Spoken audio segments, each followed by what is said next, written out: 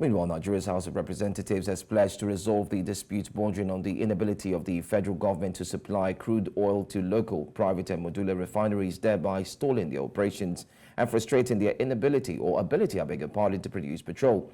Now, this was made known by the chairperson of the House of Representatives Joint Committee investigating the allegations by operators of local refineries, as he urged all parties to the dispute to await a resolution by the House. A correspondent, Idong Joseph, reports.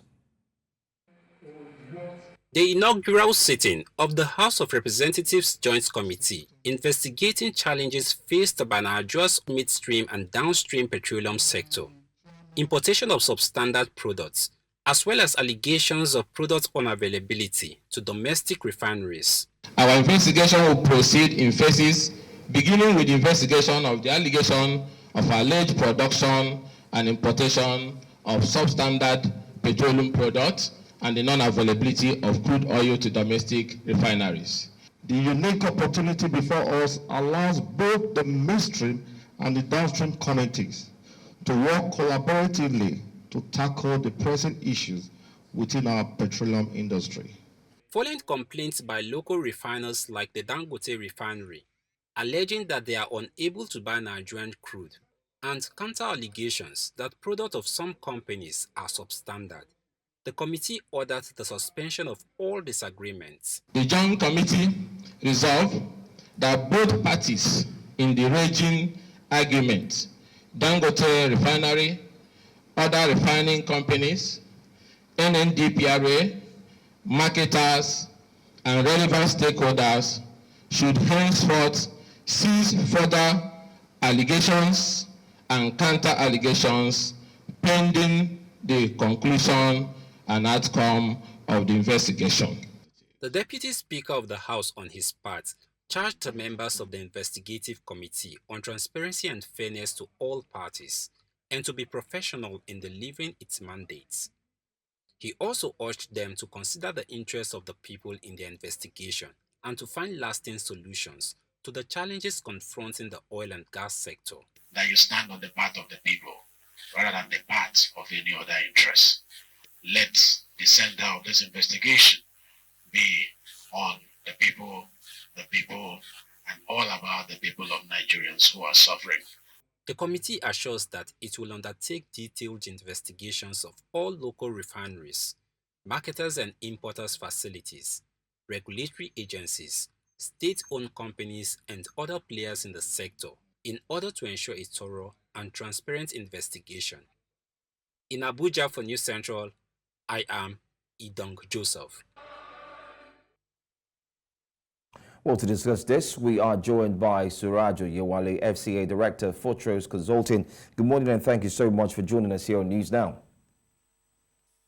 Hi, good morning. How are you? Not bad at all. Thanks for being here. Well, just a few hours ago, we did have the Emir of Kano, the 16th Emir of Kano, Muhammadu Sanusi II, alleging that the cabals in the NNPC would not allow for subsidy to actually thrive, the removal of subsidy. And here again, we did see the conflict between Dangote and the NMDPRA boss. Considering this impasse, these accusations of blocking cabals, accusations of disputes in the refinery, what challenges do you see arising in order to resolve this problem? Yeah, thank you so much for that. And Emir Sanusi, a friend and mentor, is someone I respect so much, and his views, I'm quite familiar with being a mentee to him. So I agree with him that Kaba is, we cannot rule out the place of Kaba in all of this, because the oil and gas industry in Nigeria is very critical, and a lot of people profit from it, and systems that fetch easy money for people is not going to be let go like that. So I agree to some extent that we cannot rule that out as one of the things that are playing out at this time. But at the same time, I also think that we need to take seriously the allegations by the regulator. The regulator knows more than all of us. They see the numbers, they see the products, they see what we don't see. So I don't think we can exactly rely on the fact that, this is not exactly this is work of Kaba, this is the work of people. then would dismiss the serious allegations made by the regulator, the Nigerian Midstream and Downstream Petroleum Regulatory Authority, against Dangote Refinery. So I believe that we need to probably just sit back, look at all the situations, and you know what, are there lessons for both parties? So I believe that I don't think any cabal is big enough to hold everybody to ransom. I mean, the subsidy regime has always been something that is very, very naughty. It's something that a lot of people profit from. Over a number of times, the government have said, okay, we are stopping subsidy. They still come back, quote it in different names, and we will still have something at some point on that recovery and all of these, fancy names for it. So I believe that the cabal is very strong. I believe that, but at the same time, I believe that the allegations are made by the regulator against the major investor in the industry should also be taken quite seriously for us to get a landing on this matter. All right, we've seen the government involved. I mean, with the government's involvement, how can they achieve a resolution between Dangote and his refinery, and most importantly, his concerns about import barriers while meeting the NMDPRA's regulatory standards? Take, for instance, for licensing and product quality. We did hear that the NMDPRA boss say that his products are not yet refined, they're substandard. How can this meeting help, and how can this put a balance to this particular situation? Okay, first and foremost, I also agree that the statement by the regulator, the chief of Nigeria's petroleum, downstream oil and gas industry, Farouk Ahmed, that comment was, lacked some form of decorum coming from a regulator. But at the same time, you have to look at it that, okay, these are issues that can be solved. These are issues that can be solved through engagement without having it to get to the public, so that we don't have a situation in which the investors get, begin to run into panic, between to say, okay, it's not a comment by any regulator is enough to destroy an industry. So I believe that statement is not exactly what we expect from someone that oversees such an important. Okay. All right. If you're still there, I also would like to ask you how much you think the cost of production of fuel will be, especially at the Dangote refinery, looking at the fact that Dangote is looking at importing crude oil from distant countries like Angola and also Libya. Okay.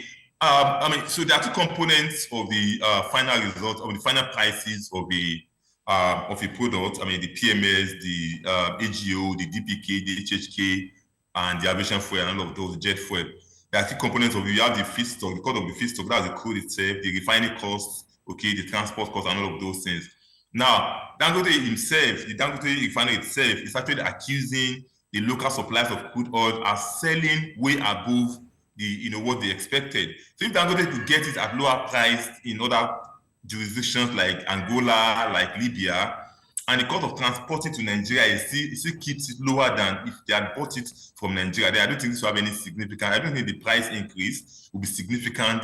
When we compare to if they had gotten it locally. But ultimately, the preference that we should get it locally, because it creates job for people, it creates the transporters, the movement, the shipment, all of those things are kept in house. But if Dangote could get it, Dangote is saying that getting it in Nigeria is even more expensive than getting it abroad. So if you get it at a lower cost abroad, and the cost of bringing it to Nigeria still makes it cheaper than what they would have paid if they got it locally from Nigeria, I don't think there's any problem in this. I don't think this will have any significant impact on the pricing locally.